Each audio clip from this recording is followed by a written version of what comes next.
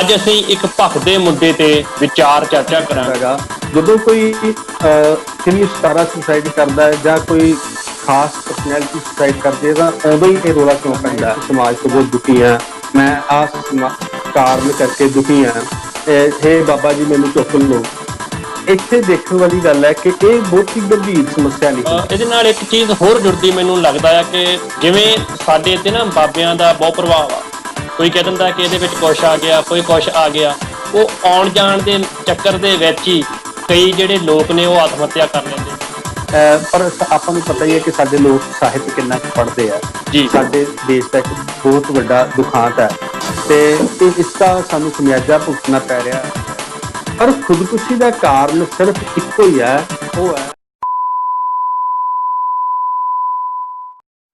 LDD TV ਦੇਖ ਰਹੇ ਦੋਸਤੋ, ਸਤਿ ਸ੍ਰੀ ਅਕਾਲ। ਇੱਕ ਵਾਰ ਫਿਰ ਤੁਹਾਡਾ ਇਸ ਚੈਨਲ ਤੇ ਸਵਾਗਤ ਹੈ। ਮੈਂ ਜਸਵੀਰ ਸਿੰਘ ਤੇ ਅੱਜ ਅਸੀਂ ਇੱਕ ਭਖਦੇ ਮੁੱਦੇ ਤੇ ਵਿਚਾਰ ਚਰਚਾ ਕਰਾਂਗੇ। ਅਸੀਂ ਅਕਸਰ ਸੋਚਦੇ ਹਾਂ ਕਿ ਲੋਕ ਸੁਸਾਈਡ ਕਿਉਂ ਕਰ ਰਹੇ ਨੇ। ਇੰਨੇ ਕਿਸਾਨ, ਨੌਜਵਾਨ ਤੇ ਹੋਰ ਜੋ ਇੱਥੋਂ ਤੱਕ ਕਿ ਬੱਚੇ ਵੀ ਆਪਣੀ ਜ਼ਿੰਦਗੀ ਨੂੰ ਖਤਮ ਕਰਨ ਵੱਲ ਤੁਰੇ ਹੋਏ ਨੇ। ਤੇ ਅੱਜ ਸਾਡੇ ਨਾਲ ਵਿਗਿਆਨ ਨਾਲ ਸੰਬੰਧਿਤ ਪ੍ਰਸਿੱਧ ਸੋਸ਼ਲ ਵਰਕਰ ਰਾਜੂ ਸੋਨੀ ਜੁੜੇ ਹੋਏ ਨੇ ਤੇ ਆਓ ਉਹਨਾਂ ਨਾਲ ਅਸੀਂ ਮੁਲਾਕਾਤ ਕਰਦੇ ਹਾਂ। ਸਵਾਗਤ ਹੈ ਸਰ ਤੁਹਾਡਾ। ਬਹੁਤ ਬਹੁਤ ਧੰਨਵਾਦ ਜੀ। ਕੀ ਹਾਲ ਚਾਲ ਨੇ ਜੀ?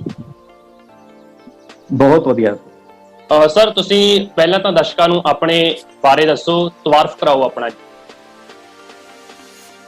ਮੈਂ ਰਾਜੂ ਸੋਨੀ ਪਿਛਲੇ ਲੰਬੇ ਸਮੇਂ ਤੋਂ ਥੋੜੀ ਬਹੁਤੀ ਭੂਮਿਕਾ ਨਿਭਾ ਰਿਹਾ ਜ਼ਿੰਦਗੀ ਦੇ ਰੰਗਮੰਚ ਉੱਤੇ ਕਿ ਇਹ ਸਮਾਜ ਖੂਬਸੂਰਤ ਹੋ ਜਾਵੇ, ਇਹ ਸਮਾਜ ਮਹਿਕਾਂ ਛੱਡੇ। ਇਸ ਵਾਸਤੇ ਨਿਮਾਣਾ ਜਿਹਾ ਯਤਨ ਕਰ ਰਿਹਾ ਜਿੰਨਾ ਕੁ ਹੋ ਸਕਦਾ। ਤੇ ਜਦੋਂ ਗੱਲ ਆਉਂਦੀ ਹੈ ਸੁਸਾਈਡ ਦੀ ਤਾਂ ਮੈਂ ਇਸ ਗੱਲ ਨੂੰ ਦੱਸਣ ਲੱਗੇ ਖੁਸ਼ੀ ਮਹਿਸੂਸ ਕਰਦਾ, ਮਾਣ ਵੀ ਮਹਿਸੂਸ ਕਰਦਾ ਕਿ ਸੁਸਾਈਡ ਵਾਲੇ ਬਹੁਤ ਸਾਰੇ ਮਰੀਜ਼ਾਂ ਨੂੰ ਮੈਂ ਬਚਾਉਣ ਦੀ ਕੋਸ਼ਿਸ਼ ਕੀਤੀ ਹੈ। ਔਰ ਇਸ ਦਾ ਜਿਹੜਾ ਵੱਡਾ ਕਾਰਨ ਹੈ ਕਿ ਸਾਡੇ ਕੋਲ ਜਿਹੜੇ ਸੁਸਾਈਡ ਕਰਦੇ ਆ ਉਹਨਾਂ ਨੂੰ ਸਮਝਣ ਦੀ ਸਮਰੱਥਾ ਨਹੀਂ ਹੈ। ਪਰ ਮੈਂ ਕੋਸ਼ਿਸ਼ ਕਰਦਾ ਕਿ ਹਰ ਮਰੀਜ਼ ਨੂੰ ਜਿਹੜਾ ਸੁਸਾਈਡ ਕਰਨ ਦੀ ਕੋਸ਼ਿਸ਼ ਕਰਦਾ ਉਹਨੂੰ ਮਨੋਵਿਗਿਆਨੀਆਂ ਦੇ ਨਾਲ, ਮਨੋਰੋਗ ਮਾਹਿਰਾਂ ਦੇ ਨਾਲ ਜੋੜ ਕੇ ਇੱਕ ਕੜੀ ਦੇ ਰੋਲ ਵਿੱਚ ਮੈਂ ਆਪਣੀ ਭੂਮਿਕਾ ਅਦਾ ਕਰਦਾ। ਜੀ ਸਰ, ਸਵਾਲ ਇਹ ਹੈ ਕਿ ਸੁਸਾਈਡ ਕਰਨ ਦਾ ਜਿਹੜਾ ਕਾਰਨ ਕੀ ਆ ਜੀ? ਤੁਹਾਨੂੰ ਕੀ ਲੱਗਦਾ ਕਿ ਕਿਹੜੇ ਕਾਰਨਾਂ ਕਰਕੇ ਲੋਕ ਸੁਸਾਈਡ ਕਰ ਰਹੇ ਨੇ? ਇੱਕ ਪਾਸੇ ਕਿਸਾਨ ਆਪਣੀ ਆਤਮ ਹੱਤਿਆ ਕਰ ਰਹੇ ਨੇ, ਦੂਸਰੇ ਪਾਸੇ ਜਵਾਨ ਵੀ ਸੁਸਾਈਡ ਕਰਨ ਵੱਲ ਰੁਚਿਤ ਦਿਖਾਈ ਦਿੰਦੇ ਨੇ। ਬਿਲਕੁਲ ਜਸਵੀਰ ਜੀ, ਸੁਸਾਈਡ ਦਾ ਰੁਝਾਨ ਬਹੁਤ ਵੱਧਦਾ ਜਾ ਰਿਹਾ। ਤੁਸੀਂ ਦੇਖਦੇ ਹੋ ਕਿ ਰੋਜ਼ਾਨਾ ਮੀਡੀਆ ਦੇ ਰਾਹੀਂ ਪਤਾ ਲੱਗਦਾ ਕਿ ਇਕੱਲੇ ਪੰਜਾਬ ਦੇ ਵਿੱਚ ਹੀ 4-5 ਕੇਸ ਸਾਡੇ ਸਾਹਮਣੇ ਆ ਰਹੇ ਆ। ਔਰ WHO ਨੇ ਵੀ ਇਹ ਗੱਲ ਕਹੀ ਹੈ ਕਿ 2020 ਦੇ ਵਿੱਚ ਜਿਹੜਾ ਸੁਸਾਈਡ ਦਾ ਰੇਟ ਜਾਂ ਡਿਪਰੈਸ਼ਨ ਹੈ ਇਹ ਬਹੁਤ ਜ਼ਿਆਦਾ ਵੱਧ ਜਾਣਾ ਹੈਗਾ। ਔਰ ਇਸ ਦੇ ਕਾਰਨ ਸਾਨੂੰ ਸਮਝਣ ਦੀ ਲੋੜ ਹੈ ਕਿ ਅਸਲ 'ਚ ਕਾਰਨ ਇੱਕੋ ਹੀ ਹੈ ਕਿ ਸਾਡੇ ਕੋਲ ਅਗਿਆਨਤਾ ਦੀ ਬਹੁਤ ਵੱਡੀ ਘਾਟ ਹੈ। ਸੁਸਾਈਡ ਦਾ ਪਿੱਛੇ ਜਿਹੜੇ ਕਾਰਨ ਕੰਮ ਕਰਦੇ ਆ ਉਹ ਹੈ ਮਨੋਰੋਗ। ਮਾਨਸਿਕ ਰੋਗਾਂ ਕਰਕੇ ਵਿਅਕਤੀ ਸੁਸਾਈਡ ਕਰਦਾ। ਕੋਈ ਵੀ ਮਰਨਾ ਨਹੀਂ ਚਾਹੁੰਦਾ, ਕੋਈ ਵੀ ਇਹ ਨਹੀਂ ਚਾਹੁੰਦਾ ਕਿ ਮੈਂ ਆਪਣੇ ਪਰਿਵਾਰ ਨੂੰ ਛੱਡ ਕੇ ਜਾਵਾਂ, ਮੈਂ ਆਪਣੇ ਸਮਾਜ ਨੂੰ ਛੱਡ ਕੇ ਜਾਵਾਂ। ਪਰ ਜਦੋਂ ਕੋਈ ਸੁਸਾਈਡ ਕਰ ਲੈਂਦਾ ਤਾਂ ਉਹਦੇ ਨਾਲ ਬਹੁਤ ਸਾਰੀਆਂ ਗੱਲਾਂ ਜੁੜ ਜਾਂਦੀਆਂ ਕਿ ਇੱਕ ਕਿਸਾਨ ਸੀ, ਇਹ ਕਰਜ਼ੇ ਦੇ ਥੱਲੇ ਸੀ, ਇਹ ਨੌਜਵਾਨ ਸੀ, ਇਹ ਆਪਣੇ ਪਿਆਰ ਦੇ ਵਿੱਚ ਫੇਲ ਹੋ ਗਿਆ, ਇਹ ਬਿਜ਼ਨਸ ਦੇ ਵਿੱਚ ਫੇਲ ਹੋ ਗਿਆ, ਇਹਦੇ ਪਰਿਵਾਰ ਦੇ ਵਿੱਚ ਕਲੇਸ਼ ਰਹਿੰਦਾ ਸੀਗਾ। ਕਿੰਨੀਆਂ ਸਾਰੀਆਂ ਗੱਲਾਂ ਉਹਦੇ ਨਾਲ ਜੁੜੀਆਂ ਹੁੰਦੀਆਂ। ਪਰ ਅਸਲ ਦੇ ਵਿੱਚ ਜਿਹੜੀ ਮੁੱਖ ਗੱਲ ਹੁੰਦੀ ਆ ਉਹ ਕਿਸੇ ਨੂੰ ਵੀ ਸਮਝ ਨਹੀਂ ਆਉਂਦੀ ਕਿ ਜਿਹੜਾ ਸੁਸਾਈਡ ਦਾ ਕਾਰਨ ਹੈ ਉਹ ਸਾਈਕੈਟ੍ਰਿਕ ਡਿਸਆਰਡਰ ਹੈ। ਮਾਨਸਿਕ ਕਾਰਨਾਂ ਕਰਕੇ ਉਹ ਵਿਅਕਤੀ ਸੁਸਾਈਡ ਕਰਦਾ ਹੈ। ਹੁਣ ਆਪਾਂ ਇੱਕ ਦੇਖਦੇ ਹਾਂ ਕਿ ਆਪਣੇ ਸਾਹਮਣੇ ਇੱਕ ਸੁਸ਼ਾਂਤ ਨੇ ਸੁਸਾਈਡ ਕਰ ਲਈ। ਪਰ ਜਦੋਂ ਕਿ ਰੋਜ਼ਾਨਾ 4-5 ਕੇਸ ਤੇ ਪੰਜਾਬ ਦੇ ਵਿੱਚ ਸਾਡੇ ਸਾਹਮਣੇ ਆਉਂਦੇ ਆ, ਕਦੇ ਇਹਨਾਂ ਰੌਲਾ ਨਹੀਂ ਪੈਂਦਾਗਾ। ਜਦੋਂ ਕੋਈ ਫਿਲਮੀ ਸਤਾਰਾ ਸੁਸਾਈਡ ਕਰਦਾ ਹੈ ਜਾਂ ਕੋਈ ਖਾਸ ਪਰਸਨੈਲਿਟੀ ਸੁਸਾਈਡ ਕਰਦੀ ਹੈ ਤਾਂ ਉਦੋਂ ਹੀ ਇਹ ਰੋਲਾ ਕਿਉਂ ਪੈਂਦਾ ਹੈ। ਪਰ ਇਸ ਲਈ ਮੈਂ ਇਹ ਗੱਲ ਕਹਿਣੀ ਚਾਹੁੰਦਾ ਕਿ ਸਾਡੇ ਸਮਾਜ ਦੇ ਵਿੱਚ ਮਨੋਰੋਗਾਂ ਪ੍ਰਤੀ ਬਹੁਤ ਘੱਟ ਚੇਤਨਾ ਹੈ। ਸਾਡੇ ਕੋਲ ਡਾਕਟਰਾਂ ਦੀ ਬਹੁਤ ਵੱਡੀ ਘਾਟ ਹੈ ਤੇ ਅੱਜ ਮੀਡੀਆ ਨੂੰ ਇਹ ਚਾਹੀਦਾ ਕਿ ਮਨੋਰੋਗਾਂ ਪ੍ਰਤੀ ਲੋਕਾਂ ਨੂੰ ਸੁਚੇਤ ਕੀਤਾ ਜਾਵੇ, ਆਮ ਜਨਤਾ ਨੂੰ ਸੁਚੇਤ ਕੀਤਾ ਜਾਵੇ ਤਾਂ ਕਿ ਡਿਪਰੈਸ਼ਨ ਦੇ ਵਿੱਚੋਂ ਲੋਕ ਨਿਕਲ ਸਕਣ, ਉਹਦਾ ਅਸਲ ਇਲਾਜ ਕਰਵਾ ਸਕਣ। ਸੁਸਾਈਡ ਕਰਨ ਦੇ ਜਿਹੜੇ ਯਤਨ ਕਰਦੇ ਆ ਉਹਦਾ ਅਸਲ ਇਲਾਜ ਕਰਵਾ ਸਕਣ। ਜੀ ਸਰ, ਡਿਪਰੈਸ਼ਨ ਜਾਂ ਖੁਦਕੁਸ਼ੀਆਂ ਨੇ, ਇਹਨਾਂ ਦੀਆਂ ਕਿਹੜੀਆਂ-ਕਿਹੜੀਆਂ ਕਿਸਮਾਂ ਆਪਾਂ ਗਿਣ ਸਕਦੇ ਹਾਂ ਜਾਂ ਮੰਨ ਸਕਦੇ ਹਾਂ?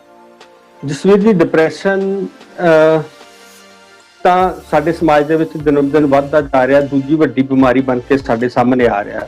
ਉਹਦੇ ਵਿੱਚੋਂ ਹੀ ਸੁਸਾਈਡ ਸਾਹਮਣੇ ਆ ਰਹੀ ਹੈ। ਸੁਸਾਈਡ ਦੀ ਇਹਦੀਆਂ ਨਾ 2-3 ਕਿਸਮਾਂ ਸਾਡੇ ਸਾਹਮਣੇ ਆਉਂਦੀਆਂ ਹੈਗੀਆਂ। ਇੱਕ ਤੇ ਆਪਾਂ ਇਹ ਦੇਖਦੇ ਹਾਂ ਕਿ ਖੁਦਕੁਸ਼ੀ ਵਿਅਕਤੀ ਕਰਦਾ ਹੈਗਾ ਕਿ ਉਹ ਕੀ ਕਹਿੰਦਾ ਕਿ ਵੀ ਹੇ ਰੱਬਾ ਮੈਨੂੰ ਚੱਕ ਲਾ, ਮੈਂ ਨਹੀਂ ਜਿਉਣਾ ਚਾਹੁੰਦਾ, ਇਹ ਦੁਨੀਆ ਮੈਨੂੰ ਚੰਗੀ ਨਹੀਂ ਲੱਗਦੀਗੀ, ਹੇ ਮਾਤਾ ਰਾਣੀ ਮੈਨੂੰ ਚੁੱਕ ਲਾ, ਮੇਰਾ ਘਰ ਪਰਿਵਾਰ ਮੈਨੂੰ ਸਾਥ ਨਹੀਂ ਦੇ ਰਿਹਾ, ਇਹ ਸਮਾਜ ਮੈਨੂੰ ਚੰਗਾ ਨਹੀਂ ਲੱਗਦਾਗਾ। ਤੇ ਦੂਸਰਾ ਕੀ ਕਹਿੰਦਾ, ਉਹ ਕਹਿੰਦਾ ਕਿ ਮੈਂ ਹੁਣ ਇਸ ਦੁਨੀਆ ਦੇ ਵਿੱਚ ਨਹੀਂ ਰਹਿਣਾ। ਪਹਿਲੇ ਵਿੱਚ ਤੇ ਦੂਜੇ ਦੇ ਵਿੱਚ ਫਰਕ ਹੈ। ਪਹਿਲਾ ਕਹਿੰਦਾ ਹੈ ਰੱਬ ਨੂੰ ਜਾਂ ਆਪਣੇ ਦੇਵੀ ਦੇਵਤੇ ਨੂੰ ਕਿ ਮੈਂ ਇਸ ਦੁਨੀਆ ਦੇ ਵਿੱਚ ਨਹੀਂ ਰਹਿਣਾ ਚਾਹੁੰਦਾ, ਵੀ ਇਹ ਮੈਨੂੰ ਚੰਗਾ ਨਹੀਂ ਲੱਗਦਾ। ਹੁਣ ਰੱਬ ਨੇ ਤਾਂ ਚੱਕਣਾ ਨਹੀਂ ਹੁੰਦਾ ਉਹਨੂੰ, ਇਹ ਘੱਟ ਗੰਭੀਰ ਮਾਮਲਾ ਹੁੰਦਾ। ਪਰ ਜਿਹੜਾ ਦੂਸਰਾ ਮਾਮਲਾ ਹੈ, ਜਦੋਂ ਇਹ ਵਿਅਕਤੀ ਕਹਿੰਦਾ ਹੈ ਕਿ ਵੀ ਮੈਂ ਤਾਂ ਇਸ ਦੁਨੀਆ ਵਿੱਚ ਰਹਿਣਾ ਨਹੀਂ ਚਾਹੁੰਦਾ, ਜੋ ਮਰਜ਼ੀ ਹੋ ਜਾਵੇ, ਮੈਂ ਸੁਸਾਈਡ ਕਰਨੀ ਹੈ, ਇਹ ਦੁਨੀਆ ਚੰਗੀ ਨਹੀਂ ਲੱਗਦੀ, ਘਰ ਪਰਿਵਾਰ ਚੰਗਾ ਨਹੀਂ ਲੱਗਦਾਗਾ, ਮੇਰੇ ਕੋਲ ਆਰਥਿਕ ਕਮੀ ਹੈ, ਸਮਾਜ ਮੈਨੂੰ ਕੀ ਕਹੂਗਾ, ਮੇਰੀ ਇੱਜ਼ਤ ਕੋਈ ਨਹੀਂ ਕਰਦਾਗਾ, ਇਹੋ ਜਿਹੀ ਜਦੋਂ ਗੱਲਾਂ ਕਰਦਾ ਤਾਂ ਇਹ ਥੋੜਾ ਗੰਭੀਰ ਇਸ ਨੂੰ ਸਮਝਿਆ ਜਾਂਦਾ। ਤੇ ਕਾਮਯਾਬ ਵੀ ਸੁਸਾਈਡ ਕਰਨ ਦੇ ਵਿੱਚ ਉਹੀ ਹੁੰਦੇ ਆ ਜਿਹੜੇ ਕਹਿੰਦੇ ਆ ਕਿ ਮੈਂ ਇਸ ਦੁਨੀਆ ਦੇ ਵਿੱਚ ਨਹੀਂ ਰਹਿਣਾ। ਜਦੋਂ ਇਹੋ ਜਿਹੀਆਂ ਗੱਲਾਂ ਵਿਅਕਤੀ ਕਰਦਾ ਤਾਂ ਘਰ ਪਰਿਵਾਰ ਨੂੰ ਇਹ ਗੱਲ ਸਮਝ ਲੈਣੀ ਚਾਹੀਦੀ ਹੈ ਕਿ ਇਹ ਕਿਸੇ ਨਾ ਕਿਸੇ ਸਾਈਕੈਟ੍ਰਿਕ ਡਿਸਆਰਡਰ ਦਾ ਕਾਰਨ ਹੈ। ਇੱਕ ਚੀਜ਼ ਹੋਰ ਆਪਾਂ ਦੇਖਦੇ ਹਾਂ ਕਿ ਵਿਅਕਤੀ ਖੁਦਕੁਸ਼ੀ ਕਰਨ ਤੋਂ ਪਹਿਲਾਂ ਉਹ ਆਪਣੇ ਪੂਰੇ ਪਰਿਵਾਰ ਦਾ ਵੀ ਕਤਲ ਕਰ ਦਿੰਦਾ ਹੈ। ਉਹ ਆਪਣੇ ਬੱਚਿਆਂ ਦਾ ਕਤਲ ਕਰਦਾ ਹੈ, ਆਪਣੀ ਬੀਵੀ ਦਾ ਕਤਲ ਕਰਦਾ ਹੈ, ਔਰ ਜਾਂ ਕਿਸੇ ਹੋਰ ਦਾ ਕਤਲ ਕਰਕੇ ਫਿਰ ਬਾਅਦ ਚ ਖੁਦਕੁਸ਼ੀ ਕਰਦਾ ਹੈ। ਇਹ ਸਾਰੇ ਵੱਖ-ਵੱਖ ਕਾਰਨ ਹੈ ਔਰ ਇਹਨਾਂ ਕਾਰਨਾਂ ਨੂੰ ਸਮਝਣ ਵਾਸਤੇ ਸਾਨੂੰ ਮਨੋਰੋਗਾਂ ਨੂੰ ਸਮਝਣ ਦੀ ਬਹੁਤ ਵੱਡੀ ਜ਼ਰੂਰਤ ਹੈ।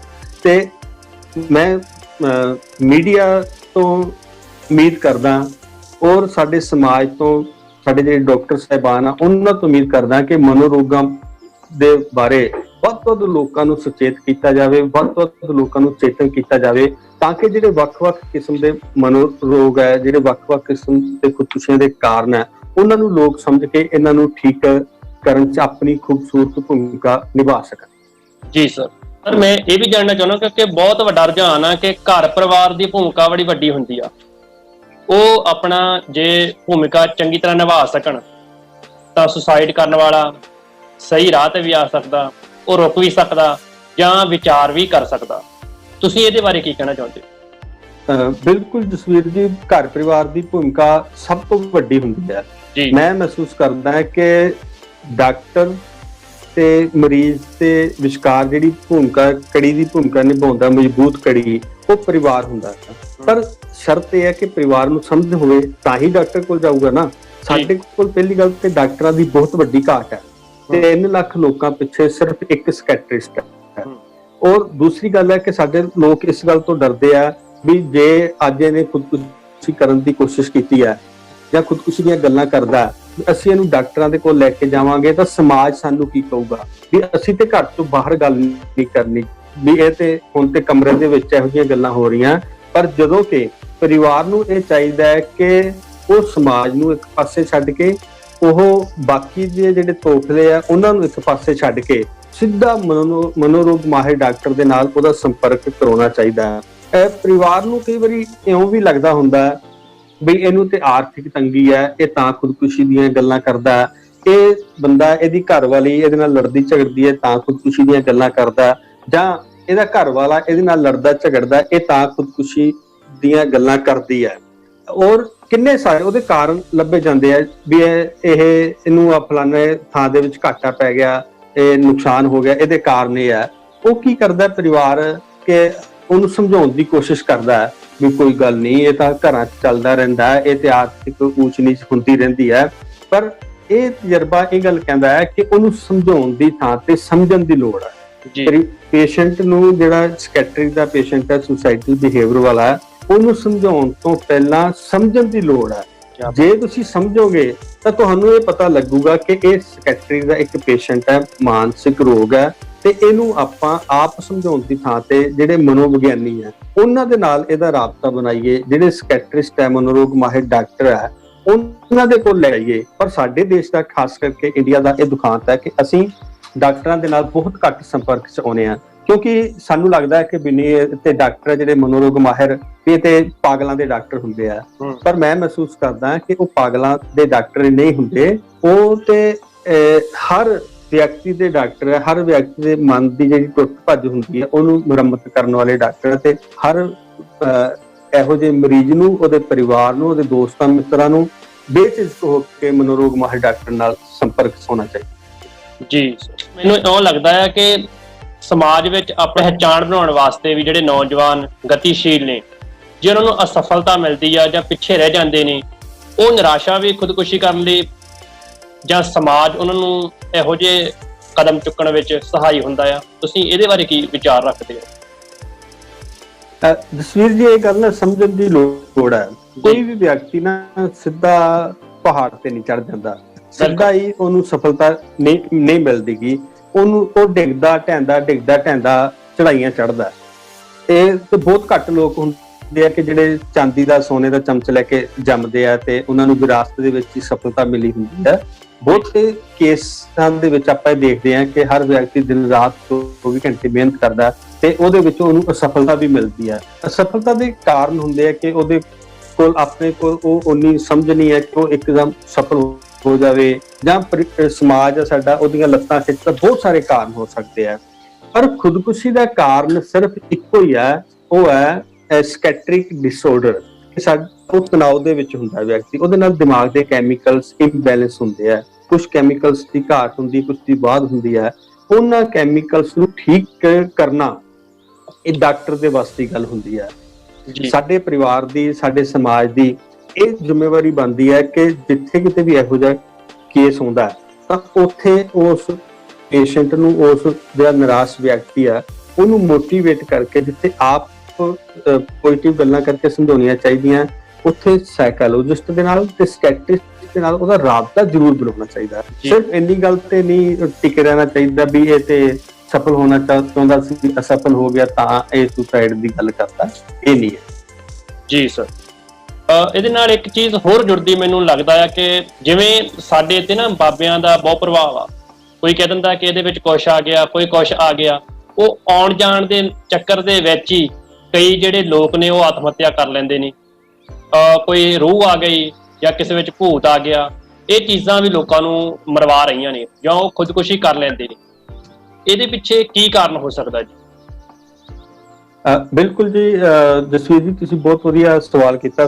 ਸਾਡੇ ਸਮਾਜ ਦਾ ਇਹ ਬਹੁਤ ਵੱਡਾ ਦੁਖਾਂਤ ਹੈ ਕਿ ਲੋਕ ਸਾਡੇ ਵਹਿਮਾਂ ਭਰਮਾਂ 'ਚ ਫਸੇ ਹੋਏ ਆ। ਜਿਵੇਂ ਮੈਂ ਪਹਿਲਾਂ ਗੱਲ ਕੀਤੀ ਕਿ 3 ਲੱਖ ਲੋਕਾਂ ਪਿੱਛੇ ਸਿਰਫ ਇੱਕ ਸਕੈਟਰਿਸਟ ਹੈ, ਮਨੋਰੋਗ ਮਾਹਿਰ ਹੈ, ਜਿਹਨੇ ਮਨੁੱਖ ਦਾ ਜੀਵਨ ਖੂਬਸੂਰਤ ਬਣਾਉਣਾ, ਖੁਸ਼ਹਾਲ ਬਣਾਉਣਾ, ਹੱਸਦਾ ਖੇਡਦਾ ਬਣਾਉਣਾ, ਨੱਚਣ ਟੱਪਣ ਵਾਲਾ ਬਣਾਉਣਾ। ਪਰ ਮਨੁੱਖ ਨੂੰ ਅੰਧ ਵਿਸ਼ਵਾਸਾਂ ਦੀ ਖਾਈ ਵਿੱਚ ਸੁੱਟਣ ਵਾਲੇ, ਉਹਨੂੰ ਗੁੰਮਰਾਹ ਕਰਨ ਵਾਲੇ ਪਖੰਡੀ ਸਾਧਾਂ ਸੰਤਾਂ ਦੀ ਤਾਂ ਗਿਣਤੀ ਕੋਈ ਨਹੀਂ ਹੈ। ਇੱਟ ਪੱਟਿਆਂ ਨਿਕਲ ਆਉਂਦੇ ਆ, ਕੋਈ ਜਾਦੂ ਟੂਣਾ ਕਰੀ ਜਾਂਦਾ, ਕੋਈ ਕੁਛ ਕਰੀ ਜਾਂਦਾ, ਕੋਈ ਕੁਛ ਕਰੀ ਜਾਂਦਾ। ਤੇ ਇਹਨਾਂ ਮਾਨਸਿਕ ਰੋਗਾਂ ਦੇ ਵਿੱਚ ਬਹੁਤ ਸਾਰੇ ਕਾਰਨ ਹੈ ਸੁਸਾਈਡ ਦੇ, ਜਿਵੇਂ ਸਕੀਜ਼ੋਫਰੇਨੀਆ ਕਰਕੇ ਵੀ ਸੁਸਾਈਡ ਕੀਤੀ ਜਾਂਦੀ ਹੈ। ਤਾਂ ਉਹਦੇ ਵਿੱਚ ਸਕੀਜ਼ੋਫਰੇਨੀਆ ਕਰਕੇ ਹੋ ਸਕਦਾ ਹੈ, ਉਹ ਬਾਈਪੋਲਰ ਡਿਸਆਰਡਰ ਕਰਕੇ ਹੋ ਸਕਦਾ ਹੈ, ਮੈਨੀਆ ਕਰਕੇ ਹੋ ਸਕਦਾ, ਦਿਮਾਗ ਦੀ ਤੇਜ਼ੀ ਕਰਕੇ ਹੋ ਸਕਦਾ।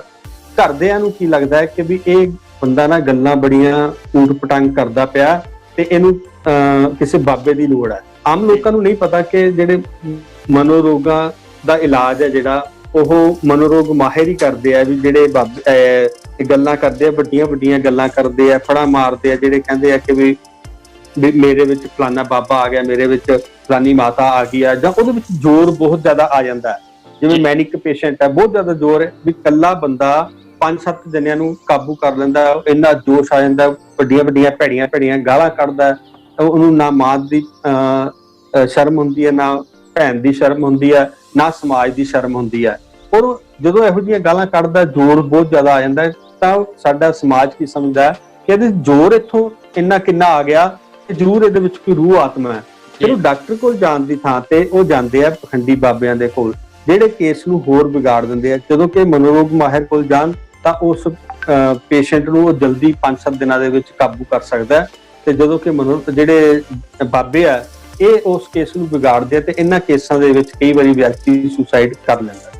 ਜੀ ਸਰ। ਸਰ, ਜਿਵੇਂ ਕਿ ਤੁਸੀਂ ਦੱਸਿਆ ਕਿ ਸਾਡੇ ਇੱਥੇ ਡਾਕਟਰਾਂ ਦੀ ਘਾਟ ਆ। ਹੁਣ ਇੱਕ ਮਨੋਵਿਗਿਆਨੀ ਜਿਹੜਾ ਮਨੋਵਿਗਿਆਨ ਦੀ ਸਮਝ ਰੱਖਦਾ ਡਾਕਟਰ ਆ, ਉਹਦੀ ਪਹਿਚਾਣ ਕਿਵੇਂ ਕੀਤੀ ਜਾ ਸਕਦੀ ਹੈ?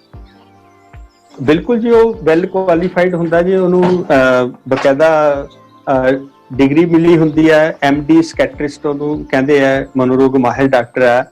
ਤੇ ਉਹਦੀ ਪਹਿਚਾਣ ਕਰਨੀ ਕੋਈ ਔਖੀ ਨਹੀਂ ਹੈ। ਤੇ ਜਦੋਂ ਵੀ ਕਿਤੇ ਇਹੋ ਜਿਹੀ ਲੋੜ ਪਵੇ ਤਾਂ ਇਹੀ ਤਲਾਸ਼ ਕਰਨੀ ਹੈ ਕਿ ਮਨੋਰੋਗ ਮਾਹਿਰ ਡਾਕਟਰ ਕਿੱਥੇ ਹੈ। ਉਹ ਤੁਹਾਨੂੰ ਤੁਹਾਡੇ ਨੇੜੇ ਤੇੜੇ ਮਿਲ ਜਾਵੇ, ਜਾਂ 10-20-50 ਕਿਲੋਮੀਟਰ ਦੀ ਦੂਰੀ ਤੇ ਮਿਲ ਜਾਵੇ, ਉਹ ਮਿਲ ਸਕਦਾ ਹੈ, ਕੋਈ ਸਮੱਸਿਆ ਨਹੀਂ ਜੀ। ਨਾਲ ਹੀ ਇੱਕ ਹੋਰ ਜੁੜਦਾ ਸਵਾਲ ਆ ਕਿ ਜਿਹੜੀਆਂ ਡਾਕਟਰ ਦੀਆਂ ਦਵਾਈਆਂ ਨੇ, ਉਹਨਾਂ ਦੀ ਕਿੰਨੀ ਕੁ ਭੂਮਿਕਾ ਆ ਇੱਕ ਮਰੀਜ਼ ਨੂੰ ਠੀਕ ਕਰਨ ਦੇ ਵਿੱਚ, ਜਾਂ ਫਿਰ ਜਿਹੜੇ ਸੰਵਾਦ ਆ ਉਹਦੀ ਜ਼ਿਆਦਾ ਮਹੱਤਤਾ? ਬਿਲਕੁਲ ਜੀ, ਮੈਂ ਸੋਸ਼ਲ ਵਰਕਰ ਵਜੋਂ ਦੇਖਿਆ ਕਿ ਦਵਾਈਆਂ ਅੰਮ੍ਰਿਤ ਦਾ ਕੰਮ ਕਰਦੀਆਂ। ਜਦੋਂ ਮਨੋਰੋਗ ਮਾਹਿਰ ਡਾਕਟਰ ਦਵਾਈਆਂ ਮਰੀਜ਼ ਨੂੰ ਦਿੰਦਾ, ਬਹੁਤ ਖੂਬਸੂਰਤ ਨਤੀਜਾ ਉਹਦਾ ਸਾਡੇ ਸਾਹਮਣੇ ਆਉਂਦਾ। ਬਹੁਤ ਸਾਰੇ ਪੇਸ਼ੈਂਟ ਇਹੋ ਜਿਹੇ ਆ ਜਿਹੜੇ ਸੁਸਾਈਡ ਦੀ ਕੋਸ਼ਿਸ਼ ਕਰਦੇ ਸਨ। ਜਦੋਂ ਅਸੀਂ ਉਹਨਾਂ ਨੂੰ ਮਨੋਰੋਗ ਮਾਹਿਰ ਡਾਕਟਰ ਕੋਲ ਲੈ ਕੇ ਗਏ ਆ, ਪਰਿਵਾਰ ਦਾ ਸੰਪਰਕ ਕਰਵਾਇਆ, ਹਫ਼ਤਾ 10 ਦਿਨ 15 ਦਿਨ 20 ਦਿਨ ਦਵਾਈ ਖਾਣ ਦੇ ਨਾਲ ਉਹ ਪੇਸ਼ੈਂਟ ਆ ਜਿਹੜੇ ਬਿਲਕੁਲ ਠੀਕ ਹੋ ਗਏ, ਅੱਜ ਵਧੀਆ ਜੀਵਨ ਬਤੀਤ ਕਰਦੇ ਪਏ ਆ, ਆਪਣੇ ਪਰਿਵਾਰ ਵਿੱਚ ਖੇਡਦੇ ਆ, ਉਹਨਾਂ ਨੂੰ ਕੋਈ ਗੁੱਸਾ ਨਹੀਂ ਆਉਂਦਾ, ਖਿਝ ਨਹੀਂ ਚੜਦੀ, ਉਹਨਾਂ ਨੂੰ ਕੋਈ ਉਦਾਸੀ ਨਹੀਂ ਹੈ। ਤੇ ਇੱਥੇ ਜਸਵੀਰ ਜੀ, ਮੈਂ ਇੱਕ ਗੱਲ ਹੋਰ ਜ਼ਰੂਰ ਕਰਨੀ ਚਾਹਾਂਗਾ ਕਿ ਦਵਾਈਆਂ ਬਾਰੇ ਨਾ ਸਾਡੇ ਜਿਹੜੇ ਲੋਕ ਆ, ਉਹਨਾਂ ਦੇ ਵਿੱਚ ਬਹੁਤ ਸਾਰੇ ਭਰਮ ਪਾਏ ਜਾਂਦੇ ਆ। ਮੈਂ ਤੁਹਾਨੂੰ ਮਜ਼ੇਦਾਰ ਗੱਲ ਦੱਸਣੀ ਚਾਹੁੰਦਾ ਕਿ ਮੰਨ ਲਓ ਕਿਸੇ ਡਾਕਟਰ ਦੇ MD ਡਾਕਟਰ ਦੇ ਕੋਲ ਜਾਂਦੇ ਆ, ਸਕੈਟਰਿਸਟ ਦੇ ਕੋਲ ਜਾਂਦੇ ਆ, ਡਾਕਟਰ ਸਾਹਿਬ ਉਹ ਸਾਰੀ ਹਿਸਟਰੀ ਲੈ ਕੇ ਉਹਨੂੰ ਦਵਾਈ ਲਿਖਦੇ ਆ। ਕੈਮਿਸਟ ਤੋਂ ਦਵਾਈ ਲੈਣ ਜਾਂਦਾ ਤਾਂ ਉੱਥੇ ਜਾ ਕੇ ਕੈਮਿਸਟ ਦਾ ਜਿਹੜਾ ਲੜਕਾ ਉਹਨੂੰ ਦਵਾਈ ਦੇਣ ਲੱਗਦਾ, ਉਹਨੂੰ ਜਾ ਕੇ ਪੁੱਛਦੇ ਆ ਵੀ ਇਹ ਦਵਾਈ ਕਿਸ ਕੰਮ ਦੀ ਹੈ। ਜੀ, ਦੇਖੋ ਕਿੰਨੀ ਮਜ਼ੇਦਾਰ ਗੱਲ ਹੈ ਵੀ MD ਡਾਕਟਰ ਤੋਂ ਤੁਸੀਂ ਦਵਾਈ ਲਿਖਾਈ ਹੈ, ਸਾਰੀ ਹਿਸਟਰੀ ਲਿਖੀ ਹੈ, ਤੇ ਕੈਮਿਸਟ ਦੇ ਅੱਗੇ ਜਿਹੜਾ ਲੜਕਾ ਕੰਮ ਕਰਦਾ ਉਹਨੂੰ ਪੁੱਛਿਆ ਜਾਂਦਾ ਵੀ ਡਾਕਟਰ ਸਾਹਿਬ ਨੇ ਦਵਾਈ ਕਾਹਦੀ ਲਿਖੀ ਹੈ। ਠੀਕ ਹੈ, ਉਹ ਫਿਰ ਜਿੰਨੀ ਕੁ ਉਹਨੂੰ ਸਮਝ ਹੁੰਦੀ ਹੈ ਉਨੀ ਕੁ ਗੱਲ ਕਰਦਾ। ਕੋਈ ਕਹਿ ਦਿੰਦਾ ਜੀ ਇਹ ਤਾਂ ਨੀਂਦ ਦੀ ਦਵਾਈ ਹੈ, ਕੋਈ ਕਹਿੰਦਾ ਜੀ ਇਹ ਤੇ ਦਵਾਈ ਲੱਗ ਜੂਗੀ। ਜਦੋਂ ਕਿ ਮੈਂ ਮਹਿਸੂਸ ਕਰਦਾ ਕਿ ਇਹ ਦਵਾਈ ਸਾਰੀ ਦੀ ਸਾਰੀ ਅੰਮ੍ਰਿਤ ਹੁੰਦੀ ਹੈ। ਜਦੋਂ MD ਇੱਕ ਵੈਲ ਕੁਆਲੀਫਾਈਡ ਡਾਕਟਰ ਤੁਹਾਨੂੰ ਦਵਾਈ ਦੇ ਰਿਹਾ ਤਾਂ ਉਹ ਕਦੇ ਵੀ ਤੁਹਾਨੂੰ ਗਲਤ ਦਵਾਈ ਨਹੀਂ ਦੇਊਗਾ। ਉਹਨੂੰ ਕੱਲੀ ਦਵਾਈ ਬਾਰੇ ਪਤਾ ਹੈ ਕਿ ਆਹ 1 ਹਫ਼ਤਾ ਦਵਾਈ ਦੇਣੀ ਹੈ, 2 ਹਫ਼ਤੇ ਦਵਾਈ ਦੇਣੀ ਹੈ, ਇਹ ਸਾਲ ਭਰ ਚੱਲੂਗੀ, 2 ਸਾਲ ਚੱਲੂ, ਇਹਦਾ ਕੋਈ ਸਾਈਡ ਇਫੈਕਟ ਨਹੀਂ। ਉਹਨੇ ਕਦੋਂ ਬੰਦ ਕਰਨੀ ਹੈ, ਕਦੋਂ ਡੋਜ਼ ਘਟਾਉਣੀ ਹੈ, ਕਦੋਂ ਡੋਜ਼ ਵਧਾਉਣੀ ਹੈ, ਕੱਲੀ ਗੱਲ ਦਾ ਮਾਹਿਰ ਡਾਕਟਰ ਨੂੰ ਪਤਾ ਹੈ। ਤੇ ਪਰ ਦੁੱਖ ਸਾਡੇ ਦੇਸ਼ ਦਾ ਇਹ ਹੈ ਕਿ ਅਸੀਂ ਪੁੱਛਦੇ ਕਿਹਨੂੰ ਹੈ, ਤੇ ਤੁਰੇ ਜਾਂਦੇ ਨੂੰ ਪੁੱਛ ਲੈਂਦੇ ਆ ਵੀ ਆਹ ਦਵਾਈ ਕਾਹਦੀ ਹੈ। ਇਹ ਇਸ ਗੱਲ ਤੋਂ ਬਚਣਾ ਚਾਹੀਦਾ ਤੇ ਡਾਕਟਰ ਦੇ ਉੱਤੇ ਪੂਰਾ ਸਾਨੂੰ ਵਿਸ਼ਵਾਸ ਕਰਨਾ ਚਾਹੀਦਾ। ਜੀ ਸਰ। ਸਰ, ਜਿਹੜੀਆਂ ਇਹ ਦਵਾਈਆਂ ਨੇ ਜਾਂ ਇਲਾਜ ਆ ਮਨੋਵਿਗਿਆਨਕ, ਇਹਦਾ ਕਿੰਨਾ ਖਰਚਾ ਆ ਜਾਂਦਾ, ਜਾਂ ਇਹ ਤੇ ਕਿੰਨੀ ਇੱਕ ਕੀਮਤ ਹੁੰਦੀ ਆ? ਬਹੁਤ ਸਸਤਾ ਇਲਾਜ, ਬਹੁਤ ਸਸਤਾ ਇਲਾਜ। ਮੈਨੂੰ ਲੱਗਦਾ ਹੈ ਕਿ ਜਿੰਨੀਆਂ ਹੋਰ ਬਿਮਾਰੀਆਂ ਸਭ ਤੋਂ ਸਸਤਾ ਇਲਾਜ ਇਹ ਹੈ। ਪਹਿਲੀ ਗੱਲ ਮੈਂ ਇੱਕ ਰਿਕੁਐਸਟ ਕਰਾਂਗਾ ਕਿ ਆਪਣੇ ਪੇਸ਼ੈਂਟ ਨੂੰ ਤੁਸੀਂ ਨਾ ਸਿਵਲ ਹਸਪਤਾਲ ਦੇ ਜਿਹੜੇ ਸਰਕਾਰੀ ਹਸਪਤਾਲਾਂ ਦੇ ਡਾਕਟਰ ਹੈ ਉਹਨਾਂ ਦੇ ਸੰਪਰਕ ਵਿੱਚ ਲਿਆਓ। ਉੱਥੇ ਪਰਚੀ ਦੀ ਫੀਸ ਲੱਗਣੀ ਹੈ ਸਿਰਫ 10 ਰੁਪਏ। ਦੂਜੀ ਗੱਲ ਹੈ ਕਿ ਜਿੰਨੀ ਦਵਾਈ ਹੋ ਸਕੇ ਡਾਕਟਰ ਤੁਹਾਨੂੰ ਸਰਕਾਰੀ ਹਸਪਤਾਲ ਦਾ ਉਹ ਕੋਲੋਂ ਦਿੰਦਾ, ਜੇ ਹਸਪੀਟਲ ਵਿੱਚ ਹੋਵੇ। ਜੇ ਮੰਨ ਲਓ ਬਾਹਰੋਂ ਵੀ ਉਹ ਲਿਖ ਕੇ ਦਿੰਦਾ ਤਾਂ ਉਹ ਵੀ ਬਹੁਤ ਸਸਤੀਆਂ ਦਵਾਈਆਂ, ਕੋਈ 40 ਰੁਪਏ ਦਾ ਪੱਤਾ, ਕੋਈ 50 ਰੁਪਏ ਦਾ ਪੱਤਾ, ਕੋਈ 60 ਰੁਪਏ ਦਾ ਪੱਤਾ। ਤੇ ਮੈਨੂੰ ਲੱਗਦਾ ਕਿ ਸਭ ਤੋਂ ਸਸਤਾ ਇਲਾਜ ਮਨੋਰੋਗਾਂ ਦਾ ਹੈ।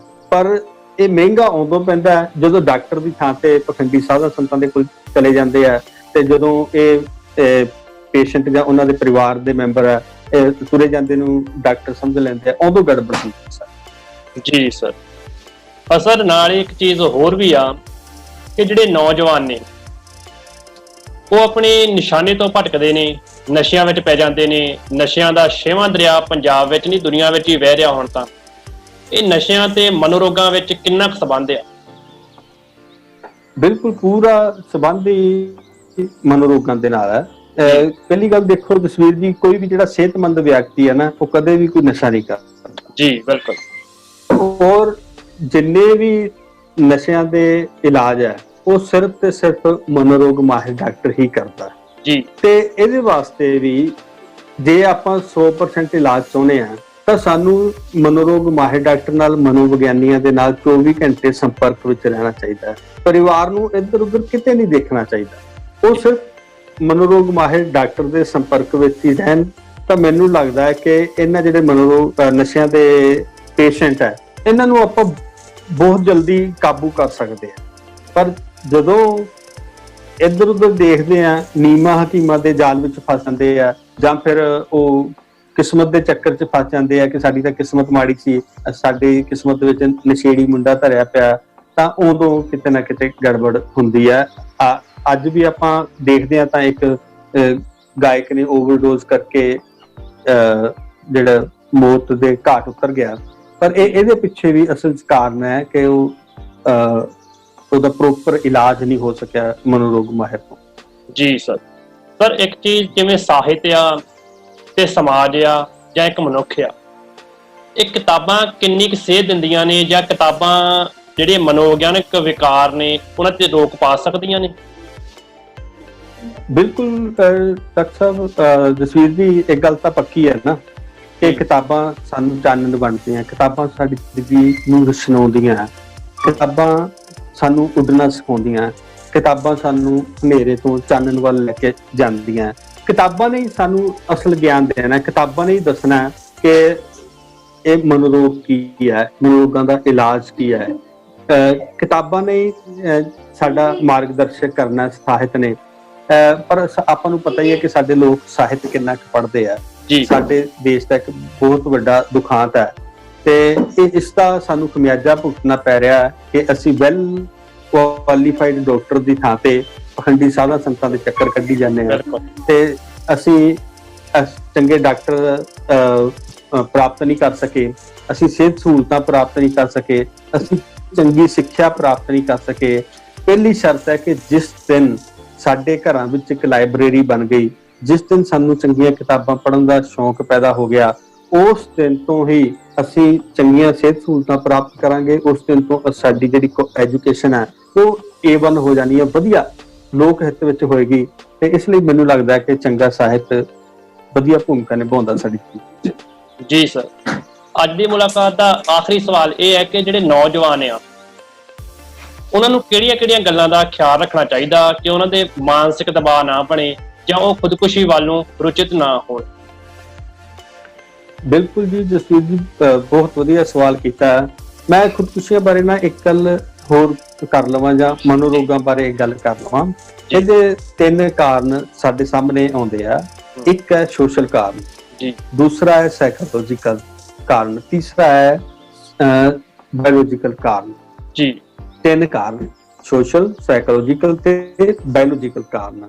ਮੰਨ ਲਓ ਕਿ ਕਿਸੇ ਨੂੰ ਆਰਥਿਕ ਤੰਗੀ ਹੈ, ਜੇ ਤਾਂ ਉਹਨੂੰ ਲੱਗਦਾ ਹੈ ਕਿ ਆਰਥਿਕ ਤੰਗੀ ਕਰਕੇ ਜਾਂ ਕੋਈ ਕਿਸੇ ਦਾ ਤੋੜ ਵਿਛੋੜਾ ਹੋਇਆ ਹੈ ਨਾ, ਉਹਦੇ ਕਰਕੇ ਟੈਨਸ਼ਨ ਹੈ, ਪਰਿਵਾਰ 'ਚ ਕਲੇਸ਼ ਹੈ, ਤਾਂ ਇਹ ਸਾਰੇ ਕਾਰਨ ਹੈਗੇ ਆ, ਸੋਸ਼ਲ ਕਾਰਨ ਹੈ।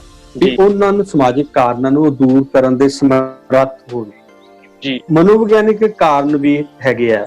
ਉਹ ਜਿੰਨੀ ਦੇਰ ਮਨੋਵਿਗਿਆਨ ਨੂੰ ਸਮਝਦਾ ਨਹੀਂ ਉਨੀ ਦੇਰ ਉਹਨੂੰ ਨੌਜਵਾਨ ਨੂੰ ਸਮਝ ਨਹੀਂ ਆਉਂਦੀ। ਮੈਂ ਨੌਜਵਾਨਾਂ ਨੂੰ ਜ਼ਰੂਰ ਕਹਿਣਾ ਚਾਹਾਂਗਾ ਕਿ ਉਹ ਸਾਈਕੋਲੋਜੀ ਦੀਆਂ ਚੰਗੀਆਂ ਕਿਤਾਬਾਂ ਜ਼ਰੂਰ ਪੜ੍ਹਨ, ਉਹ ਬਾਲ ਮਨੋਵਿਗਿਆਨ ਪੜ੍ਹਨ, ਉਹ ਐਡੋਲਸੈਂਸ ਐਜੂਕੇਸ਼ਨ ਬਾਰੇ ਪੜ੍ਹਨ, ਕਿਸ਼ੋਰ ਸਿੱਖਿਆ ਬਾਰੇ ਪੜ੍ਹਨ। ਉਹਨਾਂ ਨੂੰ ਮਨੋਵਿਗਿਆਨ ਨਾਲ ਰਾਬਤਾ ਹਰ ਨੌਜਵਾਨ ਨੂੰ ਚਾਹੀਦਾ ਹੈ, ਬੱਚਿਆਂ ਨੂੰ ਚਾਹੀਦਾ, ਪਰਿਵਾਰ ਨੂੰ ਚਾਹੀਦਾ। ਤੀਸਰਾ ਜਿਹੜਾ ਬਾਇਓਲੋਜੀਕਲ ਕਾਰਨ ਹੈ, ਇਹਦੇ ਉੱਤੇ ਕੰਟਰੋਲ ਸਿਰਫ ਮਨੋਰੋਗ ਮਾਹਿਰ ਡਾਕਟਰ ਹੀ ਕਰ ਸਕਦਾ ਤੇ ਇਹਦੇ ਵਾਸਤੇ ਜਿੱਥੇ ਕਿਤੇ ਨੌਜਵਾਨ ਨੂੰ ਲੱਗਦਾ ਕਿ ਮੇਰੇ ਮਨ ਦੇ ਵਿੱਚ ਇਹੋ ਜਿਹੇ ਖਿਆਲ ਆਉਂਦੇ ਆ ਕਿ ਮੈਂ ਸੁਸਾਈਡ ਕਰਨੀ ਆ, ਤਾਂ ਉਸ ਨੂੰ ਤੁਰੰਤ ਮਨੋਰੋਗ ਮਾਹਿਰ ਡਾਕਟਰ ਦੇ ਨਾਲ ਸੰਪਰਕ ਕਰਨਾ ਚਾਹੀਦਾ ਹੈ, ਕਿਸੇ ਅੱਛੇ ਮਨੋਵਿਗਿਆਨੀ ਦੇ ਨਾਲ ਸੰਪਰਕ ਕਰਨਾ ਚਾਹੀਦਾ ਤੇ ਆਪਣੇ ਪਰਿਵਾਰ ਨੂੰ, ਆਪਣੇ ਦੋਸਤਾਂ ਮਿੱਤਰਾਂ ਨੂੰ ਇਹ ਗੱਲ ਸਾਂਝੀ ਕਰਨੀ ਚਾਹੀਦੀ ਹੈ ਕਿ ਨੌਜਵਾਨ ਸਾਡੇ ਸਮਾਜ ਦੀ ਰੀੜ੍ਹ ਦੀ ਹੱਡੀ ਹੈ।